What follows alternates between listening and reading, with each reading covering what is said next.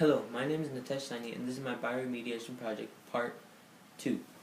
Part 1 was cut in half due to technical difficulties.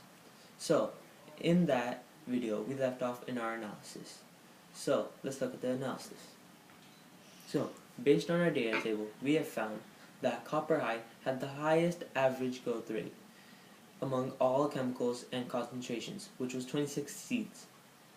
Also, we have found that zinc high and copper low had the lowest average growth rate in seeds, which was 9 seeds.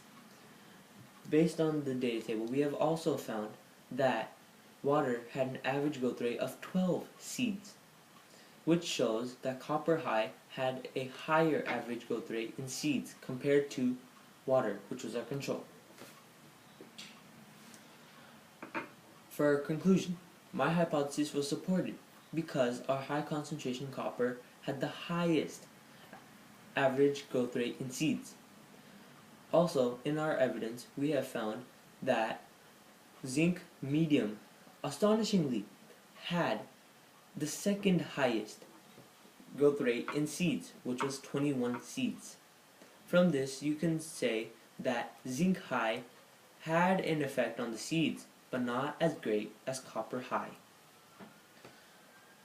Also, in our data table, we have found that water had an average growth rate of 12 seeds, as I said in the analysis, which shows that it had a constant compared to copper high, which had 26, which was much faster than water. And on day 2, copper had already sprouted all of its seeds, compared to water, which had only sprouted 14.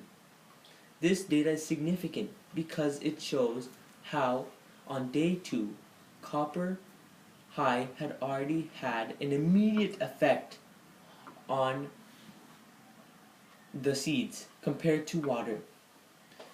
So, based on my knowledge of toxins, bioremediation, and plants, I have found that high concentration copper was taken in more than any other concentration or chemical because the plants could have metabolized and used the harmless substances to their advantage because they had no soil or water to distribute it to. Also, I would advise this for the city of San Jose, because if it were a problem in the fields where there were copper, Vasca Negra would be the best use, because in our experiment we have seen that a lot of seeds have been sprouted with copper high, but because it was just seeds, not soil and water, it could have different effects. My reflection.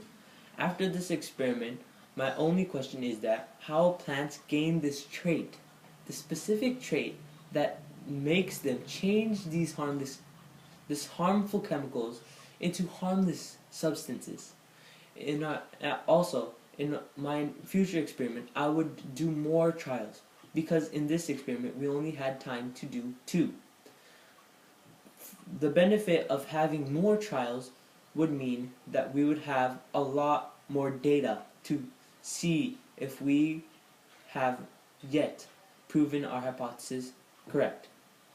And for other scientists, I would recommend, if they want to do it on more concentrations except high, medium, and low, maybe something much higher than 400 milligrams per liter, because you don't know that maybe a field is contaminated with higher concentration or maybe lower concentration of copper, zinc, or any other substance. So, that was my bioremediation project, and bye.